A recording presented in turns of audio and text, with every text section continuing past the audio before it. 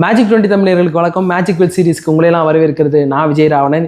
இன்றைக்கி யூஎஸ் டேரிஃப்ன்றது இந்தியாவோட மார்க்கெட்டை பயங்கரமாக இம்பாக்ட் பண்ணியிருக்கு. இந்த அன்சர்டனிட்டின்றது எப்போ சரியாகும், மார்க்கெட் திரும்ப எப்போ இயல்பு நிலைக்கு வரும் அப்படின்றதெல்லாம் பற்றி தான் டிஸ்கஸ் பண்ண போகிறோம். டிஸ்கஸ் பண்ணுறதுக்கு நம்ம கூட நஃபா ஃபண்டோட fund manager mister Senthil sir இருக்காங்க. நஃபா இஸ் ஆல்மோஸ்ட் கலெக்டிவ்லி ஒரு 2000 crores மேலே அட்வைசிங் அண்ட் மேனேஜ் பண்ணிகிட்டு இருக்காங்க. ஸோ அவர்கிட்ட இன்றைக்கி நம்ம மார்க்கெட்டோட நிலவரங்கள் பற்றியும் இன்னி வருங்கால மார்க்கெட் எப்படி இருக்கும் அப்படின்றத பற்றியும் கேட்டு தெரிஞ்சுக்கலாம். ஹலோ சார், வணக்கம். எப்படி இருக்கீங்க? நன்றி, நல்லா இருக்கேன். வணக்கம். நல்லா இருக்கு சார். சார், நம்ம மார்க்கெட் பற்றி பேசுறதுக்கு முன்னாடி யூஎஸ்ல இந்த ட்ரம்போட டேரிஃப் பற்றி நியூஸ் பழசாக இருக்கலாம், ஆனால் இன்னும் அந்த இம்பாக்ட்ன்றது மார்க்கெட்டில் இருந்துகிட்டே இருக்கு, தினமும் அடி வாங்கிட்டு இருக்கு மார்க்கெட். ஸோ அதை பற்றி நான் உங்ககிட்ட கேட்டு சில நாலேஜ் கற்றுக்கலாம் அப்படின்னு வந்தேன். இந்த ட்ரம்போ போட்ட இந்த டேரிஃபோட இந்த பாதிப்புன்றது எப்போ முடியும், இந்த சைக்கிள் எப்போ முடிஞ்சு மார்க்கெட் ஏற்படுத்தி ஓகே, மார்க்கெட் எப்பயுமே இயல்பு நிலைக்கு வரணும்னா அன்சர்டனிட்டி போகணும். அன்சர்டனிட்டி மார்க்கெட்டுக்கு பிடிக்காது. இப்போ அன்சர்டனிட்டி இருக்கான்னு கேட்டீங்கன்னா ஆன்சர் இஸ் எஸ். ஏன்னா அவர் இப்போ ட்ரம்ப்புக்கும் இந்தியாவுக்கும் உள்ள வர்த்தகம் எப்படி முடியும்னு யாருக்குமே தெரியல. ஏன்னா முதல் துணையும் ஒரு % டேரிஃப் நம்மளுக்கு இந்தியாவுக்கு சப்போர்ட்டிவாக இருப்பாங்க. ஏன்னா ஃபர்ஸ்ட் ட்ரேட் டீல் நம்ம பண்ணுறதுக்காக நம்ம காமர்ஸ் மினிஸ்டர்ஸ்லாம் அங்கே போய் பேச ஆரம்பிச்சாங்க. ஸோ அது நம்மளுக்கு ஃபேவரபுளாக இருக்குன்னு நினச்சாங்க. ஆனால் இப்போ ட்விஸ்ட் மாதிரி நான் இல்லை 25% டேரிஃப் போடுவேன் அப்படின்னு மிஸ்டர் யூஎஸ் பிரசிடென்ட் ட்ரம்ப் சொல்லியிருக்காரு. நீங்கள் அதை சரியாக பண்ணலன்னா சில கண்டிஷன்ஸ்லாம் போட்டுட்டு ரஷ்யாவோட இந்த மாற்று இது பண்ணலா, இல்லை எங்களுக்கு சில இதெல்லாம் பண்ணி கொடுக்கலன்னா நான் 50% மாற்றுவேன் அப்படின்னு சொல்லியிருக்காரு. ஸோ அதனால இந்த அன்சர்டனிட்டி முடிஞ்சாதான் மார்க்கெட் ரெக்கவரி ஆகும். ஆனால் இன்னொரு விஷயம் இங்கே பதிவு பண்ண விரும்புறது என்னன்னா, எப்பயுமே நீங்கள் மார்க்கெட்டில் பெரிய பணம் பண்ணணும் அப்படின்னா மார்க்கெட்டில் நீங்கள் அன்சர்டனிட்டி அப்போ தான் போய் வாங்கணும். ஏன்னா அப்புறம் தான் சர்டனிட்டி வரும்போது மார்க்கெட் ஏறும், நீங்கள் அதில் பெனிஃபிட் அடையலாம். இது நம்பர் 1 பிரின்சிபல். இப்போ திருப்பி இந்த ட்ரம்போட டாரிஃப் வந்தோம் அப்படின்னா 25% டாரிஃப் போட்டால யூஎஸ்க்கும் இந்தியாவுக்கும் உள்ள எக்ஸ்போர்ட் அட்வான்டேஜ் முடிஞ்சிடும். இதுல ஏன்னா அதுக்கப்புறம் நம்ம அந்த மற்ற கண்ட்ரிஸ் அதோட பெனிஃபிஷியல் காலி. அதுக்கப்புறம் எக்ஸ்போர்ட்டே நடக்காது. அது 25% எக்ஸ்போர்ட்ஸ் நடக்காது. ஏன்னா 25% டாரிஃப் போட்டு யூஎஸோட ஒரு வர்த்தகம் இந்தியாவில இருந்து நடக்கிறது பதிலாக யூஎஸ்ல இருந்து வேற கண்ட்ரில இருந்து நடக்கலாம். ஏன்னா அவங்க அதோட சீப்பரா இருப்பாங்க. வியட்நாம் இருக்கலாம், பங்களாதேஷ் இருக்கலாம், எதா இருந்தாலும் வேற வேற கண்ட்ரிஸும் ஒரு அட்வான்டேஜ் இருக்கும். ஸோ அவங்களே நடக்கலாம். 25% மேல 50% போட்டாலும் ஒன்றும் நடக்காது. 50 75 ஆகணும் ஒன்றும் ஆகாது. ஸோ 25ங்கிறதே கட் ஆஃப் பாயிண்ட் தான்.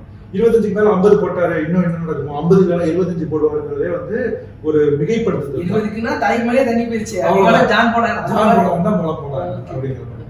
அதனால இப்போ இதை பேச்சுவார்த்தை நடக்குது. பேச்சுவார்த்தை நடந்து ஒரு சமரசம் நடக்குங்கிறது தான் எதிர்பார்ப்பு. அது எங்கேயாவது நடுவில் இன்பிட்வீன்ல எங்கேயாவது முடியலாம். முடிஞ்சதுன்னா அது பாசிட்டிவ் தான். பட் அப்படி முடியல அப்படின்னா கூட என்ன பண்ணுவாங்க அப்படின்னா சில எக்ஸ்போர்ட்ஸ்கள் சில செக்டர்கள் பாதிக்கப்படும். ஆனா அது நம்ம பெரிய யூஎஸ்க்கு எக்ஸ்போர்ட்ஸ் கூட்ஸ்ல பண்றது இல்லை. இப்போதைக்கு கூட்ஸ் மட்டும் தான் இந்த பேச்சுவார்த்தையில இருக்கு. கூட்ஸ் நம்ம அப்ராக்சிமேட்டா $40 billion பண்றோம். நம்மளோட இந்தியன் ஜிடிபியோட எக்கானமியோட ஜிடிபி $4 trillion. ஸோ அதுல இது மினிஸ்கூல் தான். ஸோ அதை வேற ஏதாவது காம்பன்சேட் பண்ண முடியுமா, காம்பன்சேட் பண்ண முடியும். ஆனா சில செக்டர்கள் பாதிக்கப்படுமா, பாதிக்கப்படும். அதான் நானும் கேட்கணும், என்னென்ன செக்டர்கள் பாதிக்கப்படும்? டெக்ஸ்டைல்ஸ் பாதிக்கப்படலாம், கெமிக்கல்ஸ் பாதிக்கப்படலாம், ஃபார்மா பாதிக்கப்படலாம். அதுலேயே சில எக்ஸம்ஷன்ஸ்லாம் வரும். ஏன்னா அவங்களும் எக்ஸம்ஷன் லிஸ்ட் வச்சிருக்காங்க. ஸோ அந்த எக்ஸம்ஷன் போக சில கம்பெனிஸ் பாதிக்கப்படலாம். அதுக்கு சில செக்டர்கள் பாதிக்கப்படுறதுனால கவர்மெண்ட் ஒருவேளை அந்த எதுவுமே பேச்சுவார்த்தை எதுவுமே சுமூகமாக முடியல அப்படின்னா அதுக்கு பதிலாக சாப்ஸ் மாதிரி கொடுப்பாங்க government. For example GST reduction அந்த செக்டருக்கு கொடுக்கலாம், இல்லை வேற ஏதாவது ஒரு கேபெக்ஸ் போடுறதுக்கு, அதாவது ஒரு பிளான்ட் அண்ட் மிஷினரி போடுறதுக்கு அவங்க சப்போர்ட் பண்ணலாம், வரிச்சலுகை கொடுக்கலாம், இல்லை இன்டர்னல் கன்சம்ஷன் பூஸ்ட் பண்ணுறதுக்காக அது கூட ஜிஎஸ்டியை கம்மி பண்ணலாம். ஸோ அந்த மாதிரி மாற்று வழிகள்லாம் இருக்கு. இது சால்வே பண்ண முடியாத ப்ராப்ளம் இல்லை, சால்வ் பண்ணக்கூடிய ப்ராப்ளம் தான். கொஞ்சம் டைம் டீல் நடக்குது. இன்னொரு விஷயம் என்னன்னா, இது நம்மளுக்கு இது ஒரு பெரிய கிரைசிஸா இப்போதைக்கு தெரியலாம். ஆனா மார்க்கெட்ல இது ஒன்றும் பெரிய விஷயம், அதாவது பெரிய விஷயம் சொல்ல வரலாம். பாஸ்ட் ஹிஸ்டரி பார்த்தோம், இதோட பெரிய பெரிய கிரைசிஸ்லாம் பார்த்து தான் வந்திருக்கும். மேனா கிரைசிஸ் பார்த்துருக்கோம், பிக்ஸ் கிரைசிஸ் பார்த்துருக்கோம், கோவிட் கிரைசிஸ் பார்த்துருக்கோம், டிமானிட்டைசேஷன் அப்போ ஒரு சலசலப்பு இருந்தது, அதை பார்த்துருக்கோம். அதுக்கப்புறம் 2007-8 யூஎஸோட ஸ்ட்ரக்சரல் டெட் ப்ராப்ளம் இருந்தது, சப்ரைம் கிரைசிஸ் நடந்தது, அதை பார்த்துருக்கோம். இதெல்லாம் தாண்டி தான் இன்னைக்கு மார்க்கெட் 25,000 நிற்குது. ஸோ அதனால இதையும் தாண்டி போக முடியுங்கிறது தான் நம்பிக்கையான விஷயம். இதுல சில அன்சர்டனிட்டி இருக்கு, பட் அதை கடக்க முடியுமா? இப்போ இது ஒன்றும் பெரிய கிரைசிஸ்ல முன்னாடி நிறைய கிரைசிஸ் பார்த்துருக்கோம் அப்படின்னா ஓவராலா மார்க்கெட்டுக்குள்ள இப்போ நுழையிறவங்க மார்க்கெட்டை தூரத்துல இருந்து பார்க்குறோம். அப்போ இது ஒரு கிரைசிஸோ அப்படின்ற ஒரு பயம் இருக்கு இல்லையா? அதனாலதான் மார்க்கெட் விழுகுதா? அப்போ இது ஒரு கிரைசிஸா அப்படின்ற ஒரு கேள்வி இருக்கு. இதை கிரைசிஸ் சொல்றதை விட நான் அன்சர்டனிட்டின்னு சொல்றேன். கிரைசிஸ்னா வந்து ரொம்ப அதாவது ஒரு ஒரு இப்போதைக்கு சொல்யூஷனே தெரியாத ப்ராப்ளம், அது வந்து எனக்கு வழியே தெரியல அப்படிங்கிறது. இது வந்து ஒரு ப்ராப்ளம் தான், ஓகே இல்லைன்னு சொல்ல வரல கண்டிப்பா. ஆனா இது வந்து ஒரு பெரிய நம்ம வந்து ரொம்ப மிகைப்படுத்தக்கூடிய ப்ராப்ளம்னா இதை கடந்து போக முடியுங்கிறது தான் கருத்து. இது வந்து ஒரு பெரிய குரோனிக் டிசீஸ் இல்லை, இது சாதாரண சளி மாதிரி உயிருக்குள்ள ஆபத்துல வெளியே வர முடியும். இந்தியன் டொமஸ்டிக் எக்கானமி ரொம்ப ஸ்ட்ராங்கா தான் இருக்கு. ஸோ அதனால அவ்வளவு மிகைப்படுத்துதல் வந்து அவ்வளவு தேவையில்லை. நம்ம ஸ்லோவா வந்து ஸ்ட்ரக்சரலா நம்மளுக்குன்னு சில கம்பெனிஸ் வந்து சில செக்டர்ஸ் வந்து நம்மளுக்கு பாசிட்டிவா தான் இருக்கு. அந்த கம்பெனிஸ் வந்து நம்ம தொடர்ந்து படிச்சு இன்வெஸ்ட் பண்ணா கண்டிப்பா வந்து லாங்கர் டேர்ம்ல லாபம். இப்போ என்னென்ன செக்டர்ஸ் அடிவாங்கும் அப்படின்றத பத்தி பேசணும் இல்லையா? ஸோ அதே நீங்க சொன்ன மாதிரி சில செக்டருக்கு பெனிஃபிட்ஸும் இருக்கும். ஸோ அந்த மாதிரி பெனிஃபிட்ஸ் என்னென்ன செக்டருக்கு இப்போ பாசிட்டிவான காலம் இப்போ நிலவிக்கிட்டு இருக்கு அப்படின்னா அது என்னென்ன செக்டராக இருக்கும்? ஸோ பாசிட்டிவான செக்டர்னா வந்து இப்போ வந்து என்ன பண்ணணும்னா, இப்போ வந்து ப்ராடாக பார்க்காம அதுக்குள்ள மைக்ரோ செக்டர்ஸ் நிறைய இருக்கு. இப்போ ரீசெண்டாக வந்து ரூரல் எக்கானமி வந்து ரொம்ப நல்லா பண்ணுது லாஸ்ட் ஒரு 3 மாசமா. அதாவது 2 எக்கானமியை பிரிக்கலாம் இந்தியாவை பொறுத்த வரைக்கும், அர்பன் எக்கானமி, இன்னொன்று வந்து ரூரல் எக்கானமின்னு சொல்லிட்டு. அர்பன் எக்கானமியோட அதாவது லாஸ்ட் ஒரு 24-36 மாசம் அர்பன் எக்கானமி வந்து நல்லா பண்ணிட்டு இருந்துச்சு. இப்போ வந்து ரூரல் எக்கானமி கொஞ்சம் கொஞ்சமாக வந்து நல்லா பண்ண முடியும். ஸோ ரூரல் எக்கானமியை சார்ந்த செக்டர்கள் நல்லா பண்ணுது.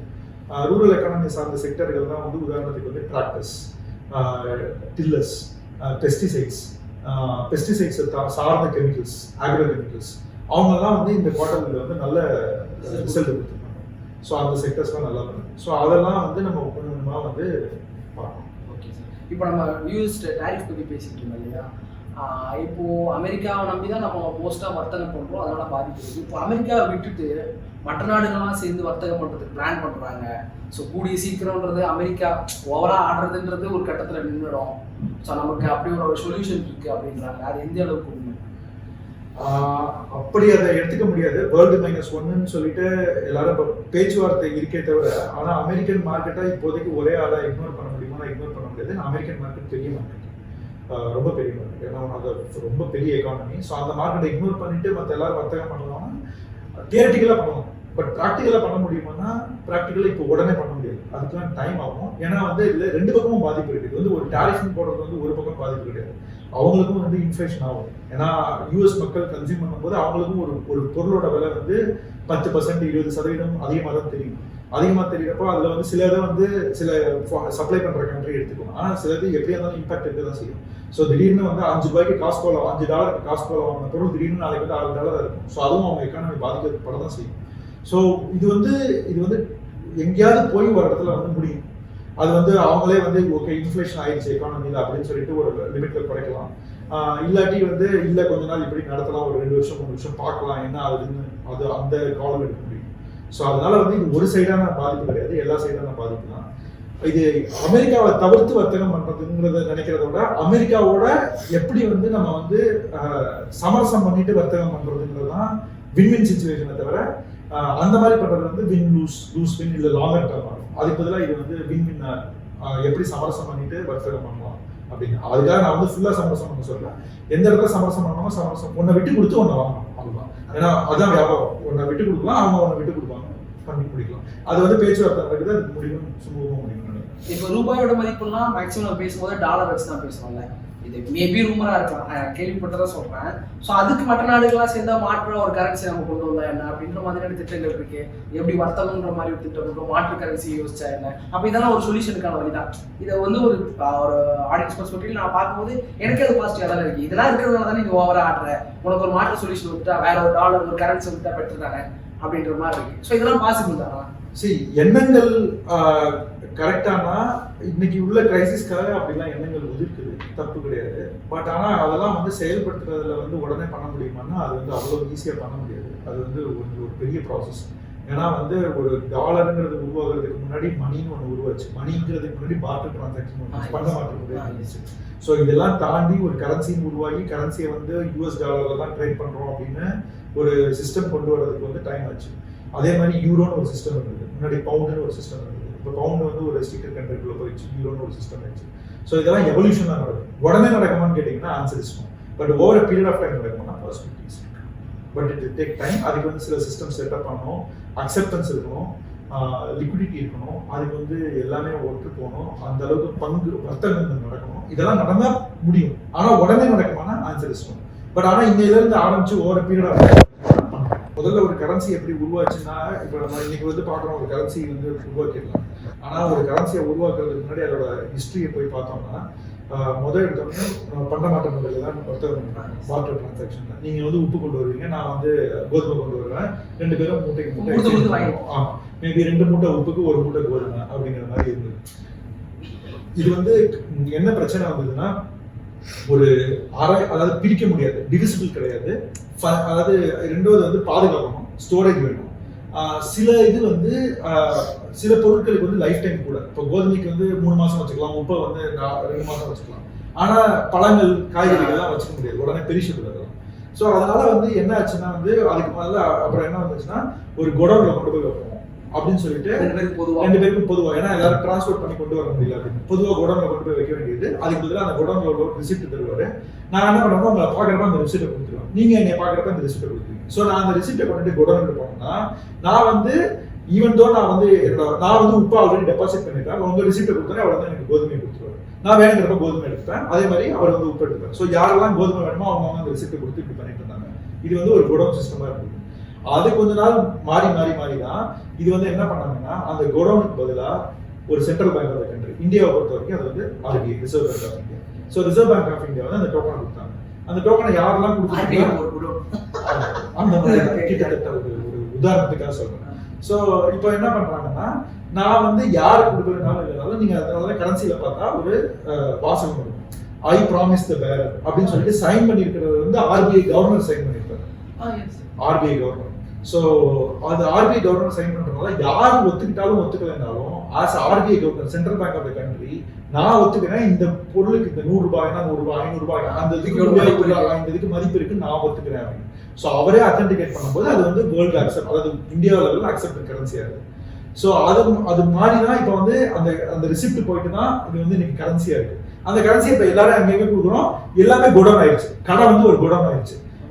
நான் வந்து இவர்கிட்ட கொடுக்குறேன்னா இவர் வந்து ஒரு குடோன் ஆயிட்டார். ஸோ அவர் வந்து ஓகே இதுக்கு வேல்யூ இருக்கு, நான் என்ன இருந்தாலும் அந்த குடோன்ல போய் எக்ஸ்சேஞ்ச் பண்ணிக்கலாம் அப்படின்னு அவர் நம்பிக்கை இருக்கிறதுனால தான் அவர் அதுக்குரிய பொருளை என்கிட்ட கொடுக்குறாரு.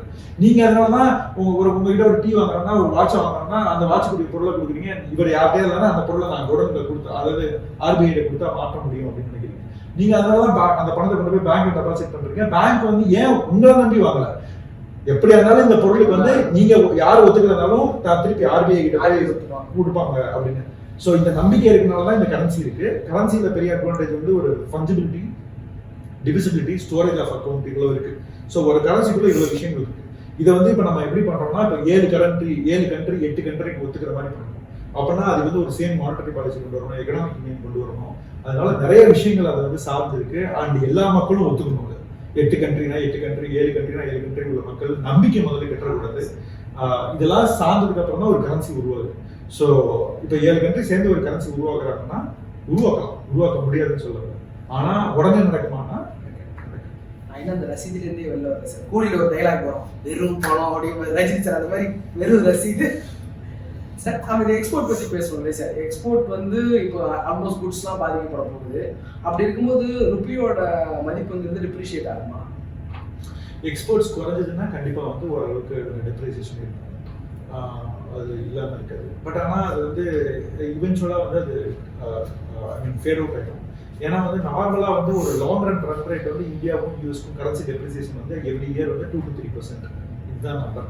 இந்த நம்பர் ஒரு சில வருஷங்கள் வந்து அதிகமாகலாம், அடுத்த வருஷம் கம்மியாகலாம். பட் ஆவரேஜாக ஒரு 10 வருஷம் எடுத்து பார்த்தீங்கன்னா இதுதான் நம்பர், 2 to 3%. இந்த 2 to 3% வந்து நடக்கதான் செய்யும். ஆனா இப்போ முன்னாடி மாதிரி நம்ம இருந்தோம்னு கேட்டீங்கன்னா இன்னைக்கு வந்து நம்ம ரொம்ப மச் பெட்டர் பொசிஷன். ஏன்னா வந்து ஒரு காலத்துல 1991 நம்ம கிட்ட அடுத்த வாரத்துக்குரிய இம்போர்ட் பண்றதுக்கு டாலர்ஸ் இல்லை. அதனால நம்ம வந்து IMF கிட்ட போயிட்டு அந்த ட்ரேட் செட்டில்மெண்ட்லாம் பண்ணி அதுக்கப்புறம் நம்ம வெளியில வந்தோம். கண்ட்ரியை ஓப்பன் அப் பண்ணி லைசன்ஸ் ராஜ் சிஸ்டம்ல இருந்து கண்ட்ரியை ஓப்பன் அப் பண்ணி இன்னைக்கு வந்து பண்ட மார்க்கெட் பங்கு அது வர்த்தகம்னா அடுத்த கண்ட்ரிஸோட பண்றோம், நம்மளும் ஓப்பன் அப் பண்றோம். ஆனா இன்னைக்கு வந்து RBI கிட்டத்தட்ட $600 பில்லியன் ரிசர்வ்ஸ்.